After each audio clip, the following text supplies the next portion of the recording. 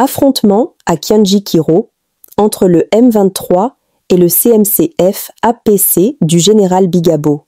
C'est vers 9h30 de ce jeudi 31 juillet 2025 que les rebelles du M23 RDF ont attaqué les positions de CMC-FAPC à Kianjikiro dans le groupement de Ikobo territoire de Walikale sans tarder, et pour le self-défense, les patriotes forces d'autodéfense du peuple congolais n'ont pas croisé les bras face à cette provocation qui viole publiquement le cessez-le-feu signé la fois dernière à Doha au Qatar. Les commandos du CMC-FAPC ont riposté farouchement aux menaces et les affrontements sont en cours. Nous rappelons que c'est depuis lundi dernier que les rebelles du M23, soutenus par l'armée rwandaise, ont renforcé leur position de Kateku, Bouleusa et Roussamambu en hommes et matériels de guerre pour s'affronter au CMC-FAPC qui sont dans le groupement Ikobo où ces agresseurs subissent des leçons du jour au jour en voulant foncer vers Pinga.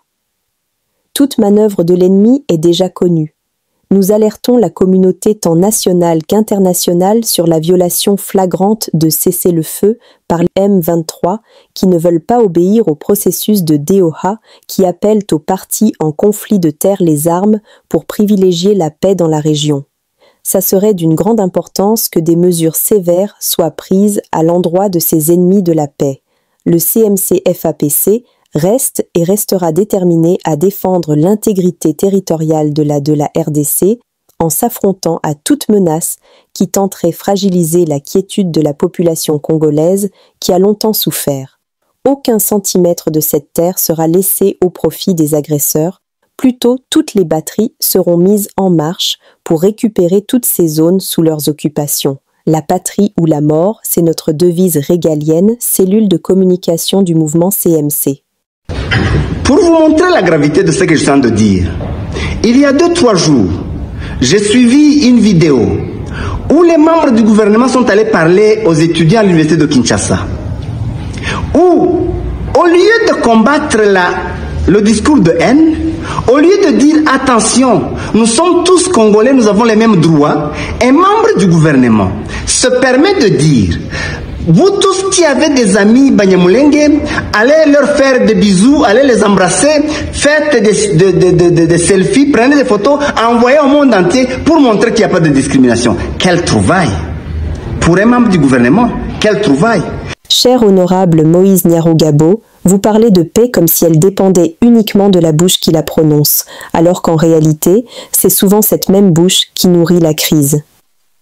Vous accusez les autres d'intentions douteuses, mais vos propres interventions sèment plus de doutes que de solutions. Vous critiquez le discours du ministre Mouyaya, non parce qu'il menace la stabilité, mais parce qu'il ne vous place pas au centre de la scène.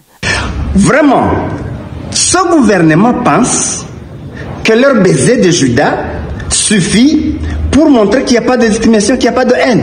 C'est déjà de la discrimination. Pourquoi on n'embrasse pas les autres, on embrasse les Banyamulenge et on prend les selfies pour tromper l'opinion, pour tromper les Occidentaux, pour montrer aux Occidentaux que nous sommes bien. Et c'est même pour cela que quand on dénonce la discrimination, on nous dit oui, mais vous avez des généraux, vous avez des ministres. Je leur dis, mais c'est notre droit. C'est pas des cadeaux, c'est pas des faveurs.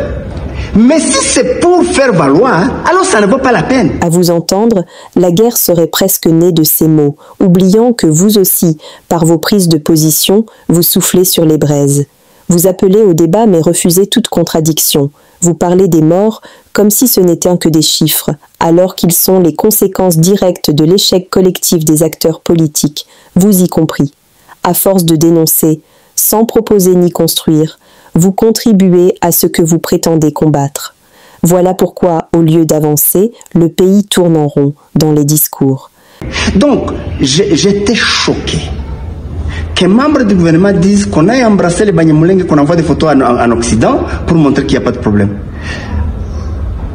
C'est là ce qui montre que le discours de haine existe.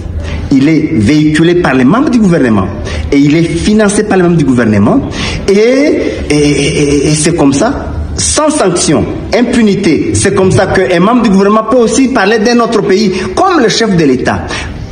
Tshisekedi, quand il parle des autres chefs d'État, c'est comme...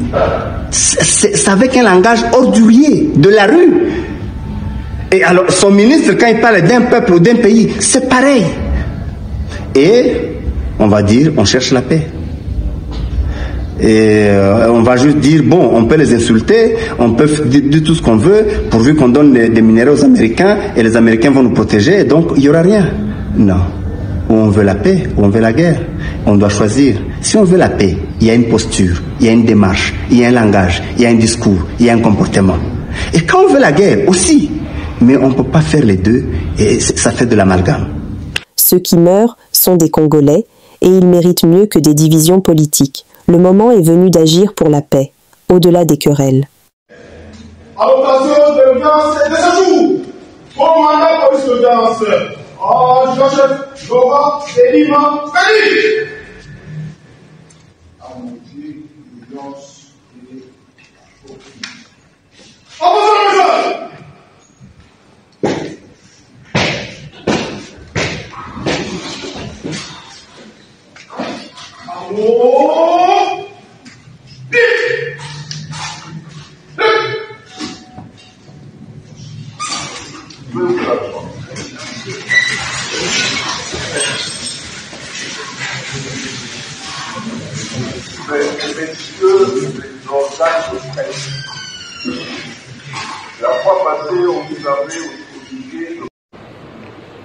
S'agissant des orientations données par le président de la République lors de la 53e réunion du Conseil des ministres relative à l'assainissement de la ville-province de Kinshasa, le bourgmestre et bourgmestre adjoints ont favorablement accueilli cette initiative combien louable, à même de redorer le blason terni de Kinshasa.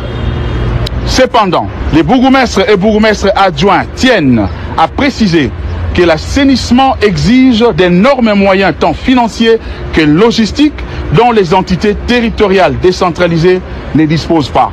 Les appuis financiers qui devraient émaner tant du pouvoir central que du pouvoir provincial n'arrivent presque pas, mettant ainsi en difficulté les animateurs de dites entités.